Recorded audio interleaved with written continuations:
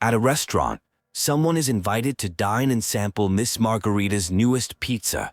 The conversation quickly turns to an intriguing discovery made by the Order's acolytes in an abandoned library, a manuscript with a poem and music sheet signed by the Golden Anthem. The Golden Anthem's last work was reportedly written aboard the Pilgrim's sail before being lost. The name causes discomfort among those present, as it's revealed that Golden Anthem was once a renowned poet society, whose 3 members were former Sentinel's cantors before being banished by the Order for insulting divinity. The Pilgrim's sail allegedly caught fire with no survivors, causing their last work to disappear until now. Someone notices that the tune from the manuscript is currently playing in the establishment, creating an unsettling atmosphere. A new person joins the conversation, explaining that the Golden Anthem members, resentful of their banishment, wrote a curse upon Renacita and Ragusa. Their resentment transformed into horrors known as Damons that would spread throughout the land and burn all of Ragusa. The person suggests that someone unwittingly played the tune, opening plushies to possession by Daemons. They provide a copy of the Poets Society's last work as a souvenir before departing to finish their play. The story shifts to investigating the peculiar entity that attacked. The protagonist is directed to consult an expert in deciphering music near Whisperwind Haven, someone who resembles Topaz. The scene changes to a reunion with Carlotta, who used to sing when the protagonist was little. They reminisce about Chacona's family, who once conducted the Order's choir, before getting to the matter at hand, the music that summoned monsters. The Golden Anthem is discussed with trepidation, as association with them risks banishment or worse. Despite this, Carlotta agrees to help investigate the connection between the music and the Daemons, requesting to keep the pages for safekeeping. They decide to test the music's power by performing it, wondering what the verses forged in flames truly sang of. The performance summons Daemons similar to those that attacked at the restaurant. The demons speak of burning in despair and cursing Ragusa. The group realizes the voices aren't those of the original poets, but of Ragusa's citizens who read or heard their work, suggesting the demons manifest from people's words and imagination. Entering a realm created from melodies, they see a balance scale representing different perspectives on the poem. They theorize that while it might have been a simple poem initially, public interpretation transformed it into a curse. They conclude someone must be using words and imagination to create Daemons, possibly the author of an article about the Golden Anthem. This mastermind might have a connection to the protagonist or reasons to silence them. If the Daemons are born from public imagination, catching the mastermind could change everything. This person has twisted facts to stir fear and resentment, possibly to cover up stories about the Poets Society. The group decides to split up to uncover the truth. Kona will trace the article's source, while another member suggests visiting Requiem Paradise, where Ragusa's musicians lay their old instruments to rest. At Requiem Paradise, it's explained that instruments are buried by the sea as extensions of musicians. This is likely where the poets of the Golden Anthem laid their instruments to rest before their banishment. The protagonist appears troubled by this revelation. 2 companions discuss their search for answers. One advises clearing the mind when stuck at a bottleneck. They share a story about seeking inspiration under a tree, waiting for an apple to fall, but ultimately finding inspiration by noticing a flower on a cliff instead. The conversation shifts to personal identities. One is called Topaz by someone named Carlotta. They express a desire to be like Icarus, soaring freely, even if it means falling. They hear music nearby and decide to investigate. The pair discovers musical instruments. First, a harp with a flat tone, then a lute with faint echoes. They determine the lute belonged to a member of the Poets Society and contains melodies left behind. The performer explains how instruments can express what words cannot. They hear sounds of an interrogation ahead. The performer warns that the melodies are fragile and the realm they're entering will be fragmented across time and space. A single misstep could leave them lost within different melodies. They witness an interrogation of Feral of the Golden Anthem. He's accused of slandering the Sentinel by claiming its true form is a celestial steed. The interrogator offers mercy in exchange for repentance and revealing hidden evidence, but Feral remains defiant despite the cold room. Records show the Poets Society never repented.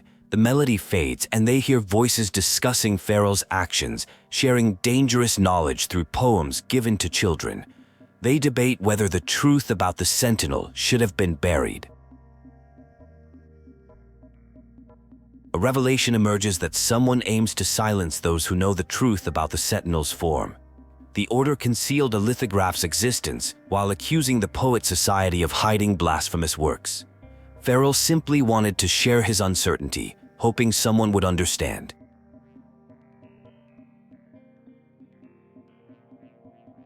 They realized the Poets Society members weren't hateful but anticipated their fate. Everything revolves around the Order, who might be the mastermind. The melody becomes unstable, forcing them to leave. One companion gets separated and finds themselves in a study. They discover an unknown poem about rebirth through poetry and truth that cannot be banished. The poem mentions wings of flame and a celestial steed, connecting to earlier revelations about the Sentinel's true form. The companions reunite. One mentions meeting a strange girl who spoke of someone named Chacona. This appears to be the family name of one companion, who prefers to leave the past behind. They decide their next destination should be the Cathedral of Mercury. They encounter children from the Order's choir searching for their lead chorister named Racer. The children reveal they're rehearsing hymns for a ceremony to honor knights and the Sentinel, though Racer claimed the hymns were written by criminals. They find Racer, who recognizes one of them as the laureate. The companion introduces themselves as Dacona. Racer seems troubled, and they encourage her to talk about what's bothering her. Racer confesses her frustrations about choir rehearsals. She struggles to keep up with the others and dislikes singing hymns composed by people the teacher calls heretic poets. She feels responsible for dashing her friends' dreams.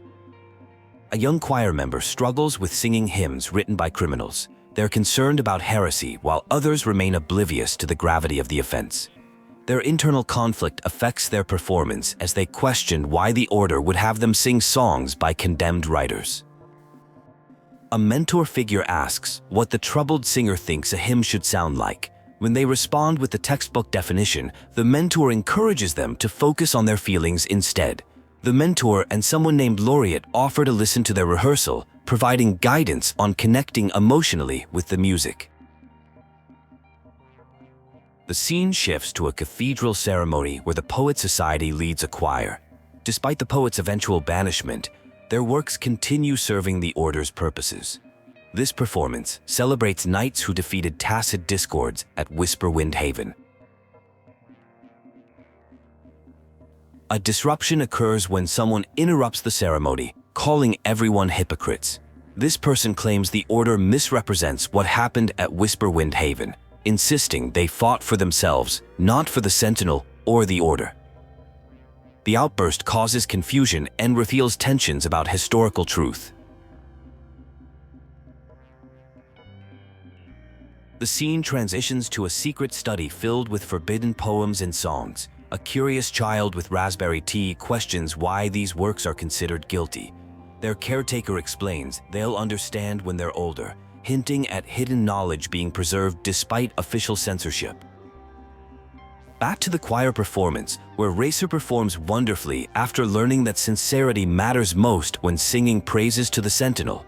The mentor explains that while hymns may differ in each person's interpretation, their resonance and meaning remain universal. Characters discuss what was revealed through Racer's melody.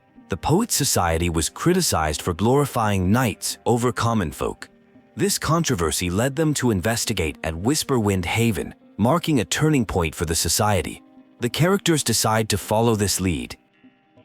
At the Knights' former encampment, they discover notes from the Poets Society members who had searched the area for inspiration.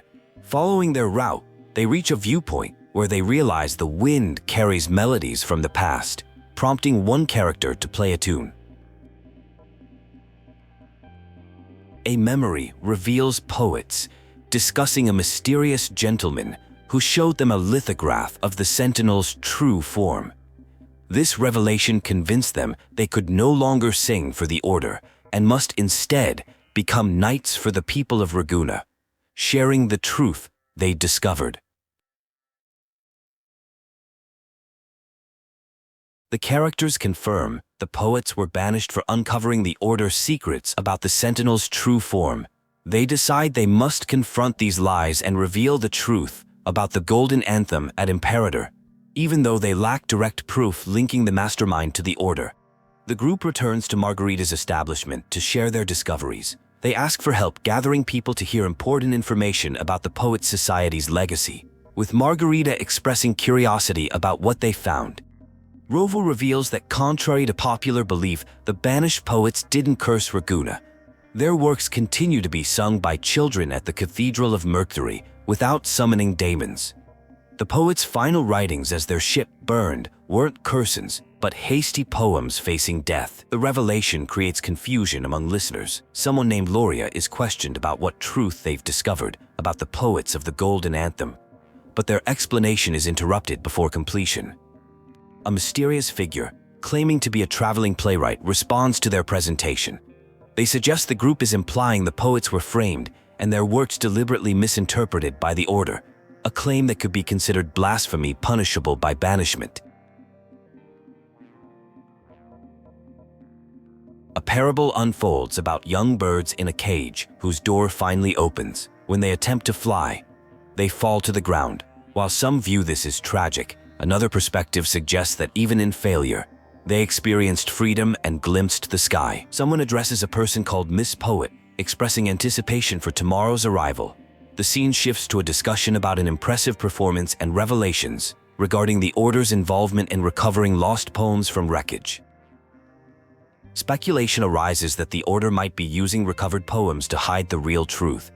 The untraceable article circulating among artists suggests its author frequents secret circles and might be collaborating with the Order to spread rumors. Chacona has mysteriously disappeared, reminiscent of her childhood disappearance with her family. After learning she was heading toward the harbor looking unusually gloomy, the group decides to split up and search for her there. Chacona reflects on how certain words have reached deeply buried feelings. A confrontation occurs with someone who warns about revealing the truth of the Sentinel, reminding Chacona of a price paid in childhood.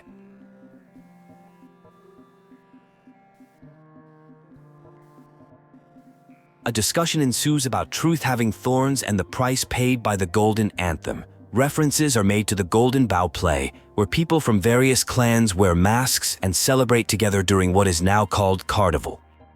Someone dismisses another as a pitiful fool, while Chacona asserts that the Order seeks to banish them to the seas because they cannot banish the truth itself. She vows to carry forward the sound of a bell. Parallels are drawn between current events and when the Poets Society boarded their sail. Chacona is accused of blaspheming against the Sentinel, with references to those who believe the Sentinel is a horse, rather than accepting the official doctrine. Chacona dismisses her accuser as a figment of imagination and defends her family's choices. She explains that as a child, she couldn't prove the Sentinel's true form, but now with the inverted tower shifting and a prophesied laureate present, the truth might emerge. Sheet music belonging to Chacona is discovered, which apparently recorded a vision. The music is identified as possibly being the Golden Anthem, raising questions about Chacona's childhood connection to the Poet Society. Chacona reveals that touching the Golden Anthem's music sheet connects to its story. She identifies herself as yesterday's child of ignorance, today's actor on stage, and tomorrow's banished sinner, claiming the Golden Anthem story belongs to her as well. Chacona explains how everything began when someone showed poets the truth about the Sentinel.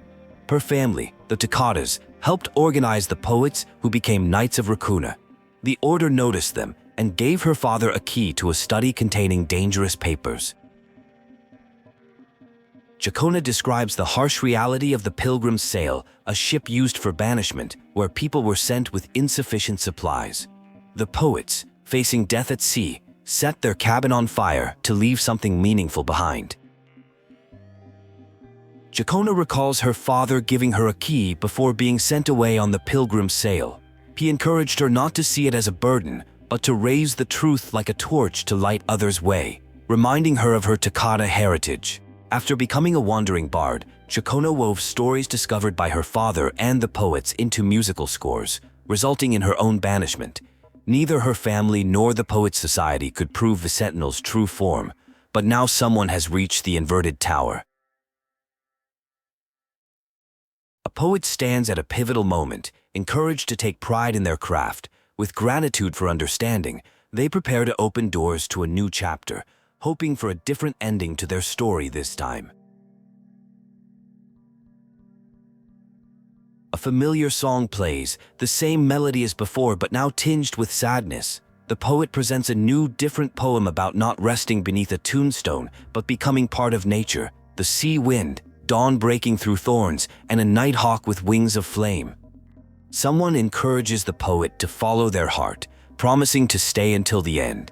They describe themselves as a penniless bard and laureate in foreign land, rising against the order of the deep, planting seeds of doubt that will eventually ignite in Ragusa. The speaker references a novel about a knight and squire repeatedly challenging an invincible giant. Though not claiming to be Montelli or a knight of Ragusa, they commit to leading the charge against powerful forces. A tale unfolds about poets accused of blasphemy who once sang for divinity and the order until discovering an uncomfortable truth. They learned the revered Sentinel was not what it seemed, and the true divinity was actually a celestial steed. The speaker challenges the audience to question why Imperator would allow suffering aboard pilgrim sails, why poets would curse a land they loved, and why the order forbids access to their earliest scriptures.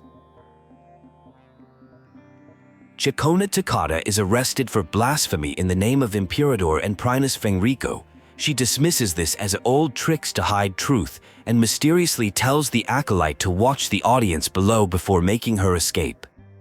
A masked hero rescues the bard from the order's clutches. Despite wearing a mask, the laureate will likely be recognized, making them a wanted criminal. Someone acknowledges this is what a real poet and knight should be.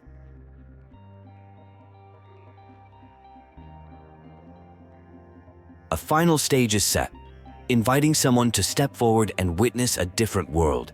Someone identifying as Saint Liz speaks of sweeping through Whistlerwind Haven toward Ragusa. A public trial approaches. The breeze from Whistlerwind Haven carries the scent of wet grass. A wandering bard without miraculous powers offers only to immortalize this moment and carry stories forward. A warning about a playwright at Margarita's who might be a resonator working with the order. The bard gives away a music sheet before embarking on an escape mission. No longer just a wandering bard, but now hunted by the order. The bard remembers a promise about a song they wrote, vowing they will meet again to sing it. They are now partners in crime with someone else on this journey. Someone addresses Primus Fenrico, noting his plan to revive the blasphemous Poets' Society and spread fear has not succeeded. Fenrico claims to care only for Ragusa's order and chaos, using fear as a tool for stability. Fenrico confronts someone about leading the Poets' Society to a lithograph at Whistlerwind Haven. The person admits seeking inspiration, finding a story about caged birds who must choose between flying into the unknown or remaining in familiar captivity. A narrative concludes with an image of a knight with wooden spear and broken helmet charging at a windmill, their loyal squire following as if they were one, repeatedly attacking despite their wounds. Someone named Hecate is questioned about their intentions with such a script.